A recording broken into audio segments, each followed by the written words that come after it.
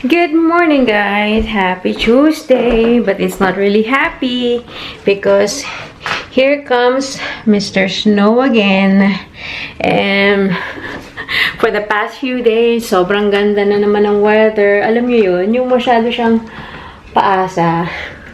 Bakit paasa ang weather? Yeah, as in, ano na kami, positive 16, 15. So, it's very spring, although malamig pa rin yung hangin. But today, ayan, forecast, whole day today until tomorrow, mga hanggang lunchtime, ang snow.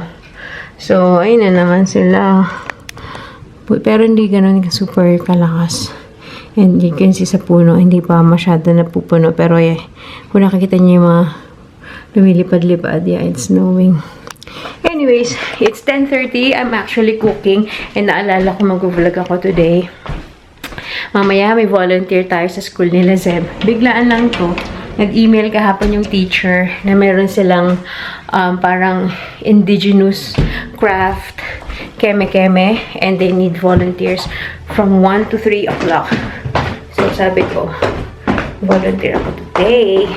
Kaya, I need to eat ng maaga. So, nagluluto ako. Buti pala naalala ko. I'm gonna cook yung aming favorite or yung lagi kong niluluto. Pero siguro mga once a week nagluluto ako nito or mga minsan once every 2 weeks. Yung Vietnamese caramelized ribs. So, pinalambot ko yung or pinakuluan ko yung ribs. Tapos ngayon, minarinate ko for 30 minutes with salt, pepper, and garlic. Ngayon, nagpainit ako ng mantika. Lalagyan natin ng sugar.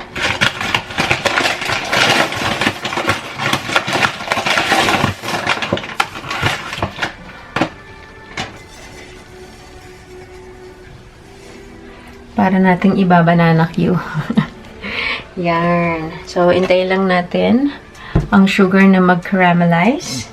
And then, tsaka natin ilalagay yung mga ribs isa-isa hanggang ma-coat siya. Yan. So, hintayin lang natin. And in the meantime, let me just update you guys.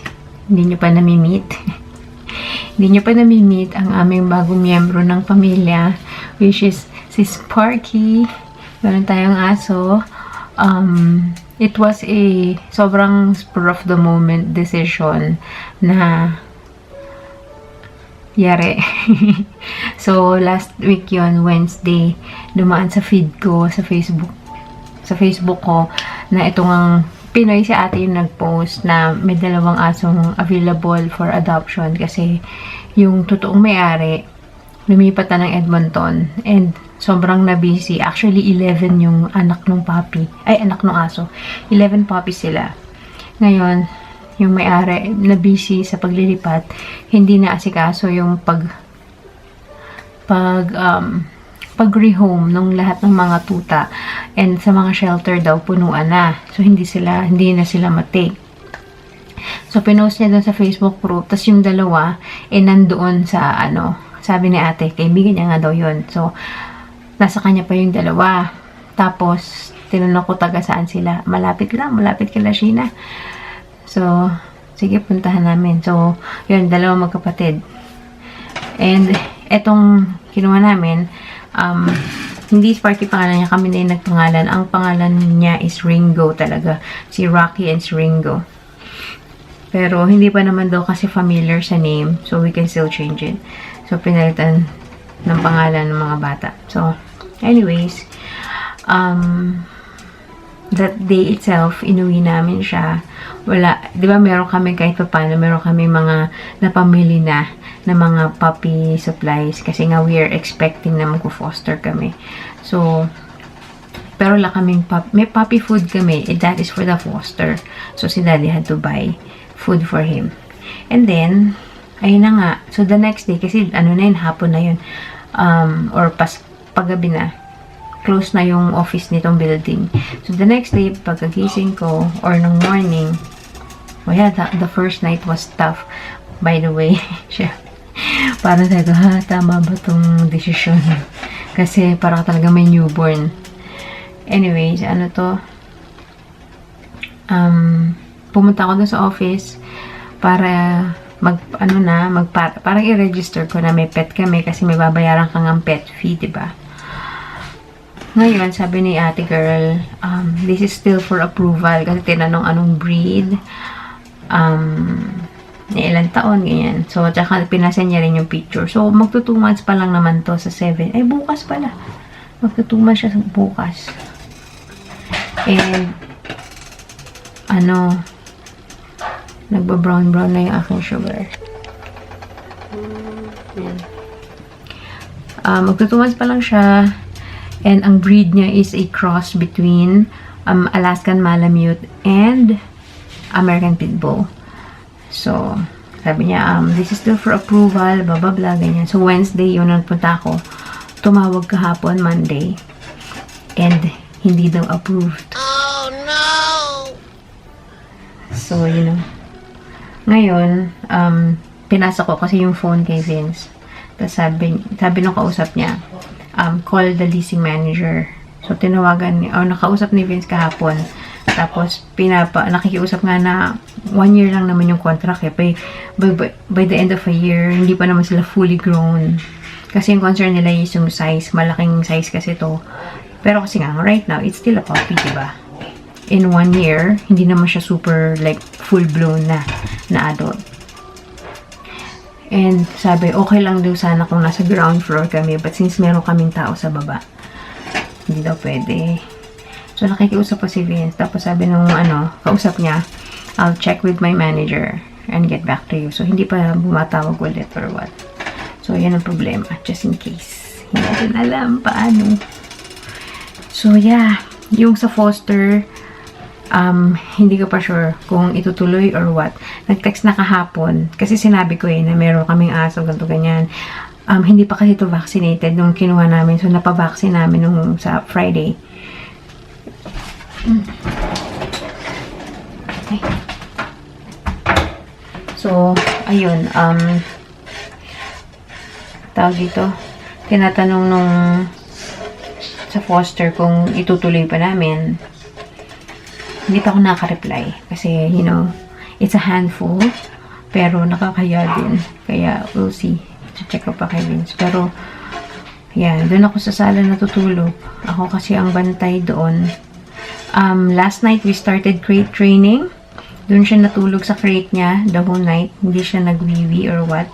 Potty training is also another challenging one. Pero he's getting it. Very minimal accidents na lang sa wee and sa popo.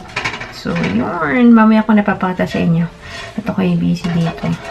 At kailangan ko na din magmadali. So, yeah. Laters! There's Mr. Sparky.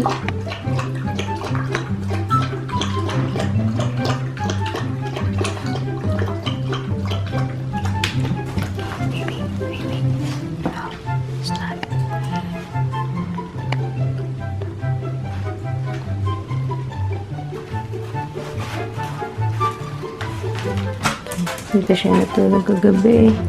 Nope. Nope. Nope. Nope. Off. Ay! No. No. We need to set boundaries. We need to set boundaries, Mr. Sparky. Off. Off.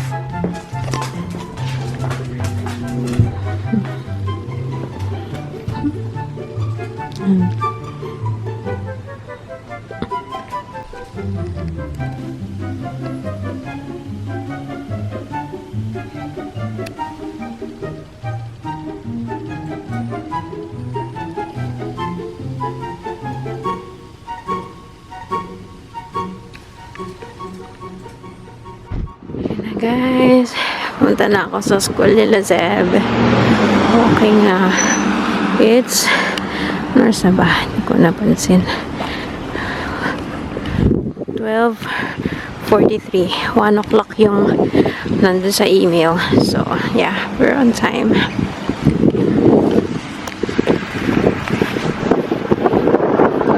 Balot na naman tayo.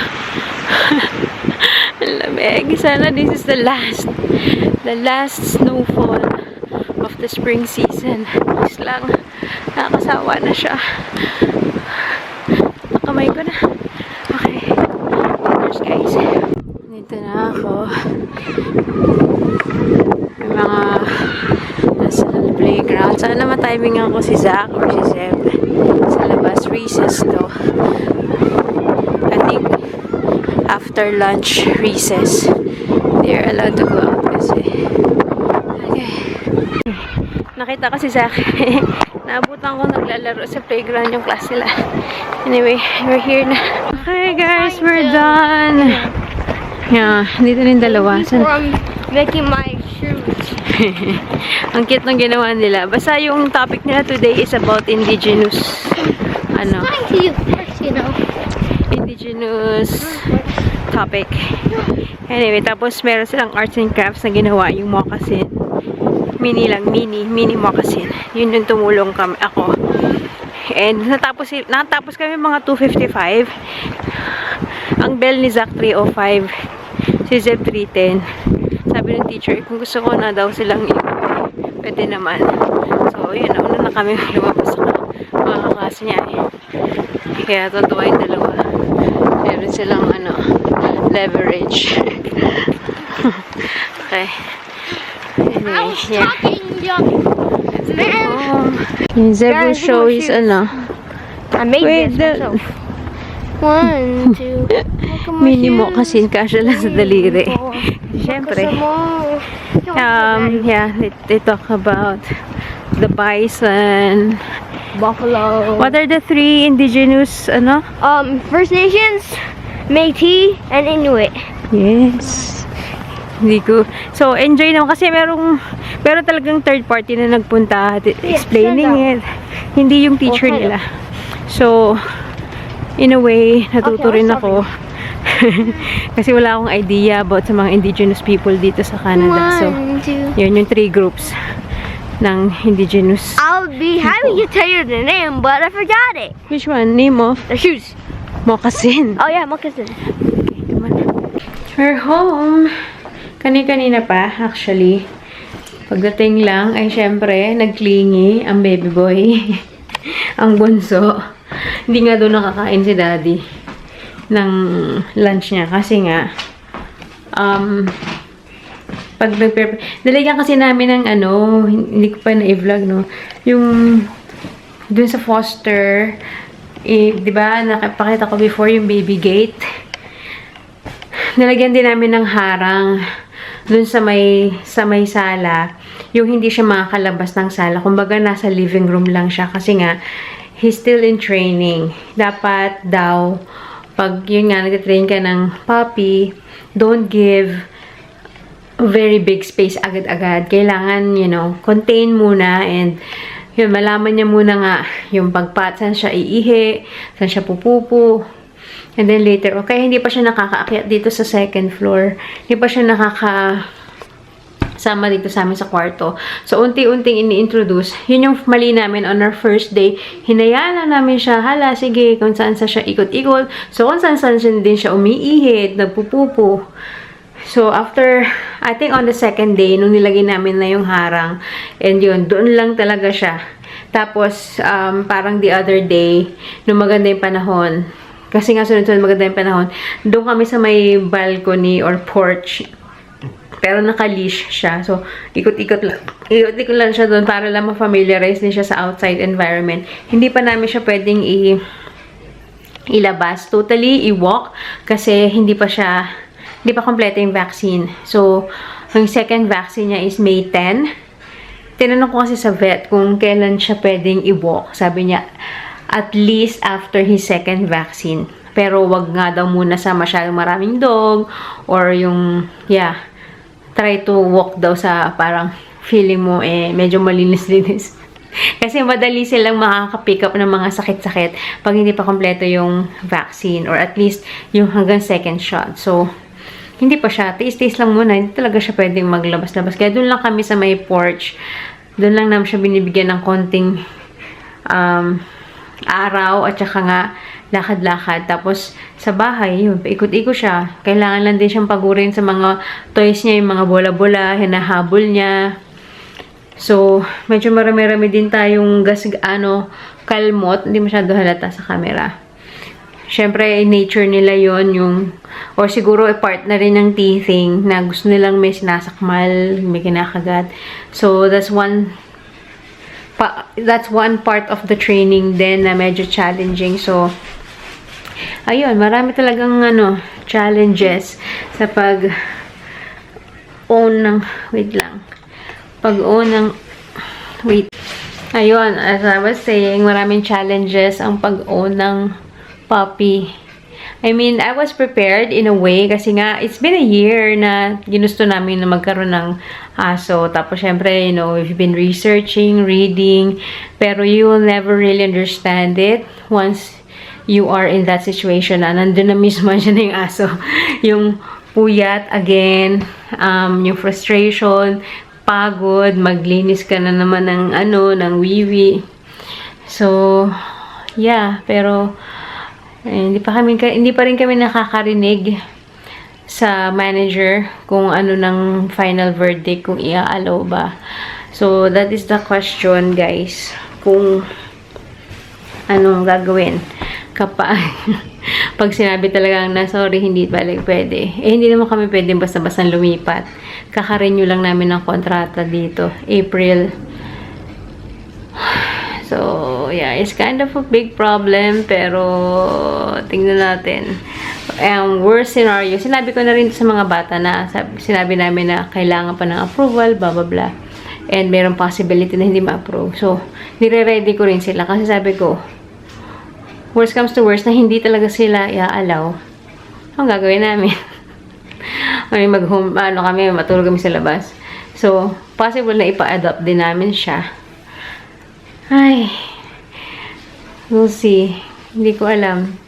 Ano pa naman, nagpagawa na kami ng collar niya. Nandun na yung number namin ni Daddy sa likod. Just in case, diba, mawala siya. Meron ng contact number. Tapos, yun, pinavaccine na nga namin ng first vaccine. Medyo marami-rami na rin nagbili si Vince ng mga puppy supplies. So, we'll see. Tapos, hindi pa ako naka-reply doon sa foster. Hindi ko pa rin alam gagawin ko kung kakayanin ko ba na another puppy to foster. Bahala na si Batman. Tatanong ko si Vince. Hindi ko pa siya natatanong kung anong final verdict namin doon. Anyways, I need to charge my camera at mag-blink. So, yeah. Hey guys. Mag-alas 7 na. Just halos kakatapos na kumuha ng merienda. Well, not really merienda, pero parang ganun na din. Sabi ni Zach kasi, Mommy, can you search trending desserts on TikTok? Gawan ko daw siya. Mga trending. So, ako naman, search ako yung mga mabilisan lang. Siyempre, yung mga mabilisan na dessert na lumabas sa akin is yung mug cake. So, yun. Ginawan ko siya ng Biscoff na mug cake. Yun yan, maya-maya magde-dinner na yun. Inisip ko pa kung magde-dinner ako. But, yeah, ang sarap nung kain ko kanina. Lunch. Hindi ko na naitapos yung hindi ko na yata natapos i-vlog yung ribs. So, parang after kung malagay siya dun sa diba, sa sugar, nilagyan ko ng Sprite, which is wala sa recipe. Ang nasa recipe nila, yung Vietnamese na yun, is coconut soda. I have not seen here, or even sa Singapore, yung coconut soda. Hindi siya coconut water, coconut soda. Hindi ko alam kung ano yun. Tapos yung sa ibang napapanood ko, sabi kong wala kang coconut soda, you can use chicken stock. Tapos, ako naman kanina, ilang beses ko na ito naluto. So, I've tried chicken stock. Yun at yun lang yata tinatry ko. So, this time, sabi ko, coconut soda, naisip ko soda, para masarap din yung Sprite. So, nalagyan ko ng konting Sprite, oyster sauce, at saka isang sili. So, yun. So, manamis na maanghang-anghang, na maalat-alat. Kasi, may patis din pala yun. So, after ko siyang iprito sa sa asukal, 'di ba? So parang nag-coat, parang naging banana yung konti. Hindi naman buong ribs is merong asukal. Konti lang naman yung sugar. So na-coat niya yung mga ribs konti. Tapos nag-drizzle ako ng patis. Prito-prito saglit, or yeah, parang sangkot siya saglit. Tapos saka ako nalagyan ng Sprite, oyster sauce, at saka ng sili. Kaya, ang sarap. Pagod ako. Anyway, yun. Umaano din ako, humihiwalay din ako. Ilang araw na akong hindi nakakatulog dito sa kama. Kasi nga, doon ako sa baba natutulog. So, dahil nga pag iniwan namin siya dun, magtatatahol siya. Siyempre, ayun naman nating mareklamo tayo ng kapitbahay. So,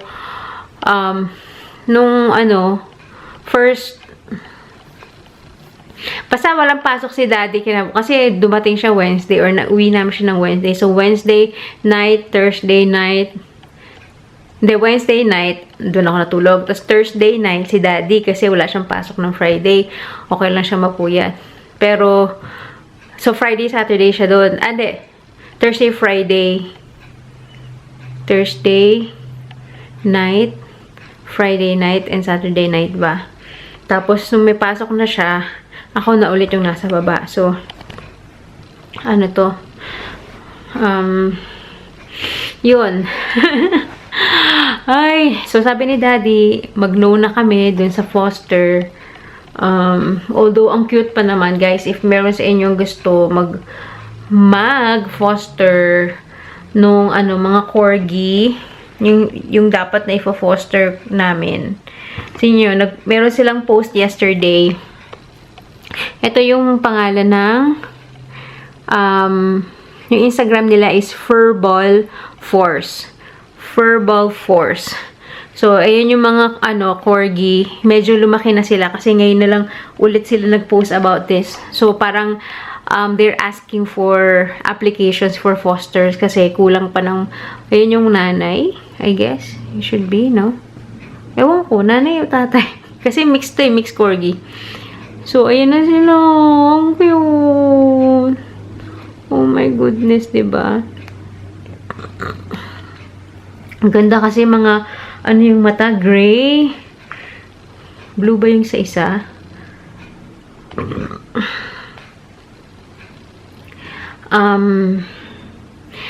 I cannot imagine. Okay din sana kung dalawa sila para may kalaro din si Sparky. By the way, Sparky yung pinangalan namin, no? Asan na yun?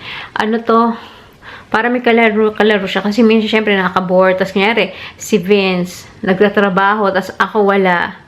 Mga bata na sa school, wala siyang kawawa si Vince actually, habang nasa work siya. Syempre, he has to be vigilant pa din. Baka may inangat-ngat, baka may kinakain kung ano-ano. Wala pa kami kasi nung parang fence na para contained lang siya sa isang area. Ang problema, pag kinontain mo din yun, feeling ko din, magtatatahol din siya. Pero, yun. Sabi ni daddy, mag-no na daw kami. Nakakahiya lang. Nakakahiya. Pero, it's for our, for our own good. Kasi, yung mga isa-isa nga, diba, halos hindi na kami magkada-ugaga. Tapos, like, eto, almost potty trained na si Sparky. Alam niya na kung saan mag-wee-wee and pupu. Pag may bago na namang non-stop punas na naman, non-stop pulot na naman ng pupo. So, yeah. Anyways. Yun, kung interested kayo, yun, puntahan nyo yung na yun. Kung gusto nyo mag-foster lang at hindi nyo i-adopt, yun, you can, they will provide all the supplies, the food and everything. Vaccinated na sila pag pumunta sa inyo. Pero syempre, kunyari, nasa sayo na siya, tapos meron, kunyari, today, nakuha mo na yung tuta, tapos parang after 2 weeks, due siya for vaccine, ikaw na yung magdadala sa vet. Wala ka rin naman babayaran, pero ikaw yung magdadala. Kasi, kumaga, may record na sila doon, pero ikaw na lang in charge magdala. Tapos, yun, pagka merong gusto mag-adopt dun sa tuta na nasa sayo, ikaw din yung makikipag-meet. Syempre, mag-uusap kayo yung potential adopter kung saan nyo gusto mag-meet, saan kayo mag-meet, anong oras, anong araw, ganun. So, yun yung papel ng foster. Syempre, foster, unang-una is you provide the home for them. And, kung kayang turuan ng mga basic commands, yun din ang hiling sa mga fosters usually. Like, katulad dun sa pinapag-volunteeran ko. Pero, more on, they wanted the home for the puppy. Not kasi, hindi maganda yung shelter for them. Ay, nasad ako. Pero kasi, yung iba-iba kasi yung presyo ng adoption, depende sa shelter. So, dito sa shelter na to, kung nasan yung mga corgi, pag finoster mo, like I said, libre, wala naman kang babayaran kahit ano, supplies will be provided. Pero pag inampun mo, or gusto mo nang i-keep, that's $6.95 for the puppy. And that is one of the most expensive adoption fees na na-encounter ko. Kasi usually, well, for puppies, usually mga 500, 600. Pero sa kanya, almost 700 na. Ayun. Anyways, we still don't know kung ano magiging kapalaran ni Sparky with us. But, I will keep you posted, guys, just in case. Hindi ko din alam kung wala pa rin kasing feedback yung manager. Anyways, yun lang. I'm gonna end this vlog. Mag-aayos ako ng resume. Mag-update ako ng resume. And, parang, pag may nakikita kasi ako sa email ko ng mga opening, parang gusto kong applyan. So, sabi ko, kailangan ko nang i-update yung resume ko just in case meron akong makitang yung bet na bet talaga or what. So, yun. With that said, I'm gonna say good night. I'll see you on the next vlog. Bye, guys. Thanks for watching. Good night.